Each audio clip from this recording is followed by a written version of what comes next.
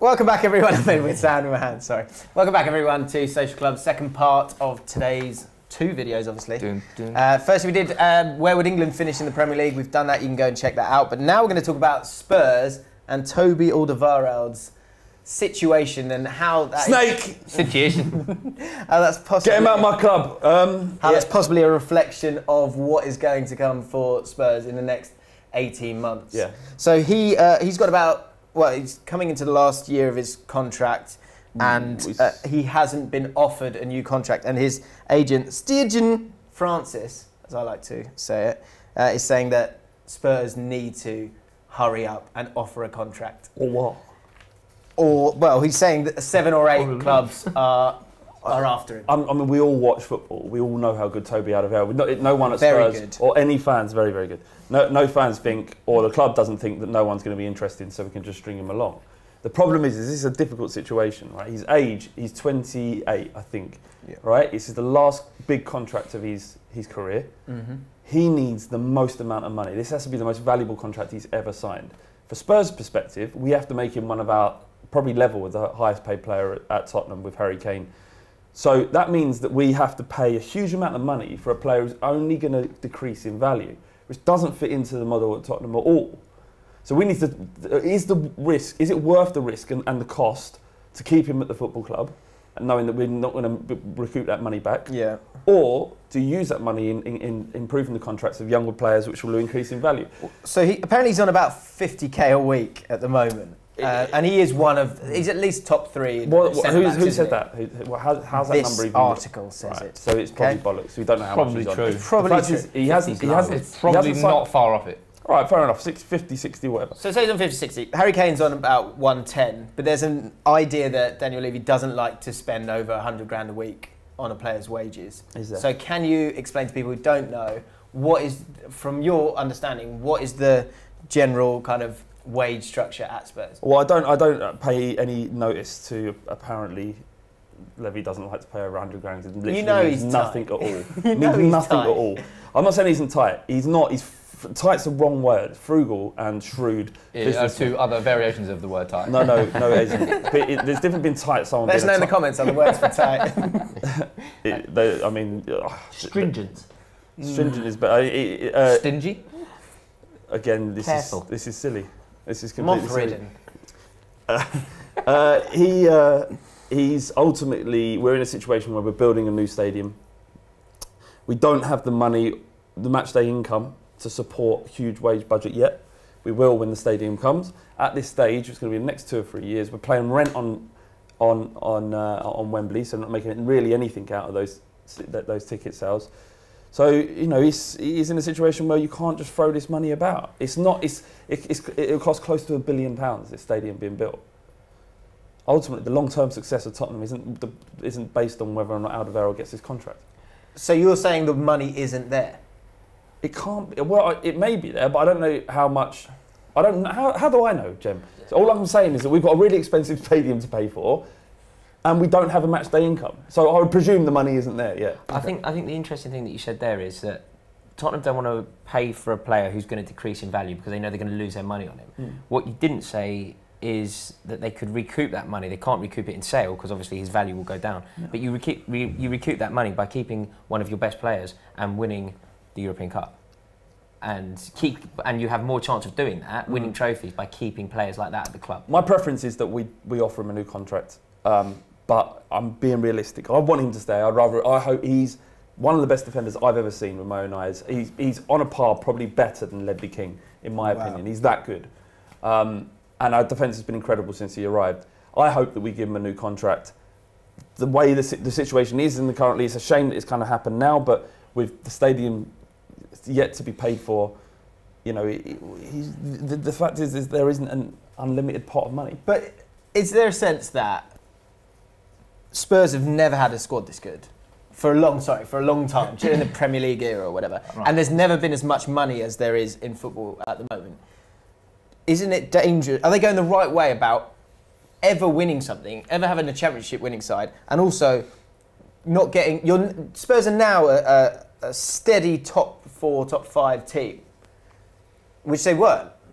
Are you going to lose that if you don't keep your best players? Well, I think Spurs are coming up to this crossroad point in their club, in that you've effectively, I spoke to Flav about this beforehand, you've effectively got players that you can't afford to keep in the structure of how your club was run previously, like top quality, top draw players who you can't give these big wages to. So you need to make this transition into being one of those clubs like City or Chelsea or United that can afford to pay these wages to these amounts of players and keep everybody, whilst at the same time as paying for a new stadium, which is obviously Arsenal went through that, they went through the austerity period and didn't hardly spend anything. Could that happen to Spurs?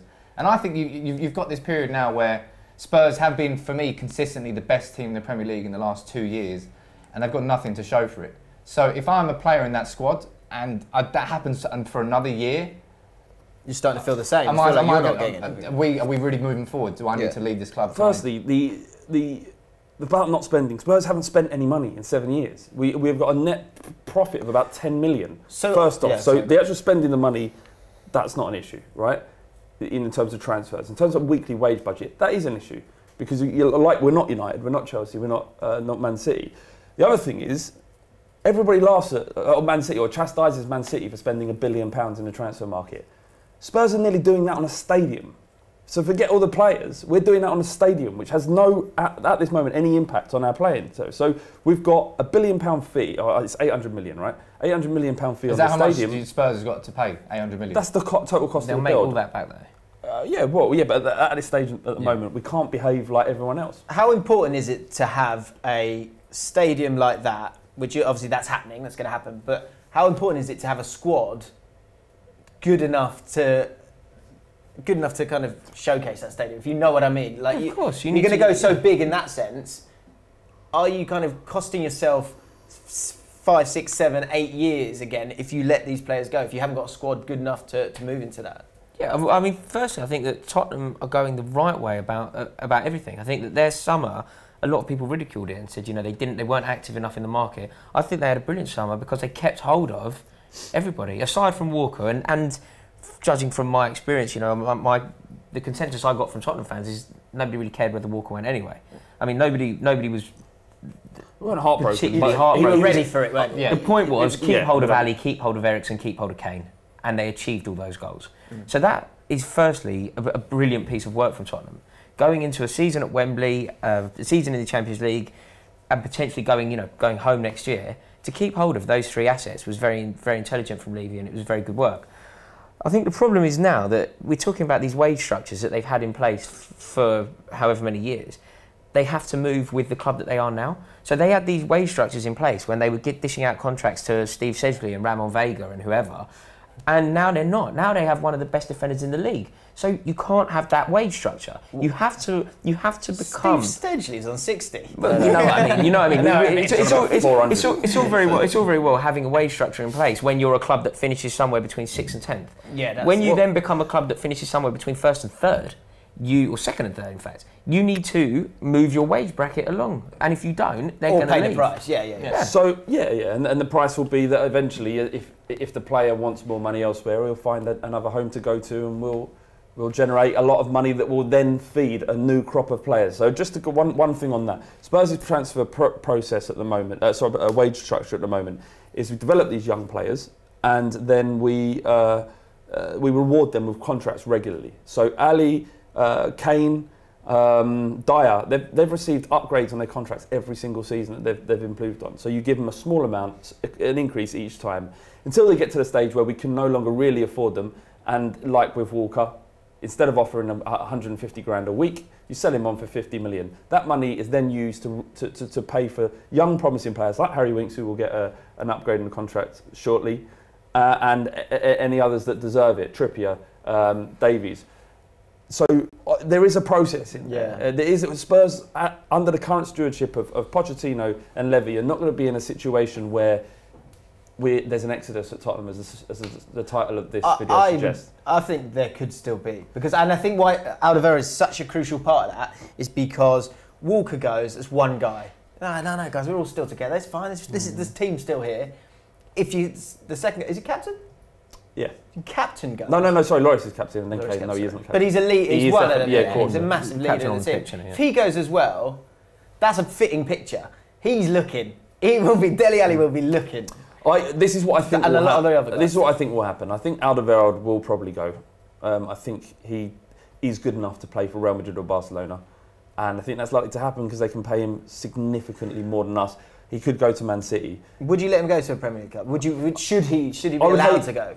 I would hate it, but Levy will sell him to the club that pays the most amount of money. I hate that. Is it simply just down to that? Everything you just said, I hate. Genuinely, I hate it. These clubs, they have no principle. Chelsea did this when we had issues with Manchester United over Lukaku. They won the fight. We then sold them Nemanja Matic. They have no principle. We shouldn't sell to that club no matter what. I think they would sell Eden Hazard to Tottenham if Tottenham offered the right money. No principle, and it's not right. Don't sell to rivals. I agree. As fans, you 100% agree with that. But the problem is you get the most amount of money from other top 6 clubs, and in a business world, I would have rather taken, like, so we got 40 million from Sam. From Sam. Sorry. Thank you. We got 40 million, and we lost our soul. No principle. We took the highest bidder, and it's awful. Like I don't think that if you didn't want to sell it, and I think Levy's quite good actually, because I remember when you held firm, and I admired it over Modric, which I think is a better way to do it. Apparently Chelsea are monitoring him. Yeah. God, he gets I don't know what that means though. Monitoring. It's just stalking him. Is he available yet? No. Well, Tottenham actually picked us to Alderweireld when he went from. I know when he was at Southampton, wherever he was. I know that wherever his parent club was. But Chelsea have always been admirers of Alderweireld. But if Man City are going to pay 150 million and Real Madrid offer 100, they're going to take 150. It's just the way the game is. I agree with you in terms of as I said though, this concept of an exodus from Spurs, I don't think it's got that much to do with the fact that you're underpaying or offering wages that are less. I think if you go another season when you don't win the Premier League, I think it's both. That's going to be but that's going to be the main clincher. People can accept a little bit of a less wage if they've got the Premier League trophy. What I would say is I have so much faith in Pochettino.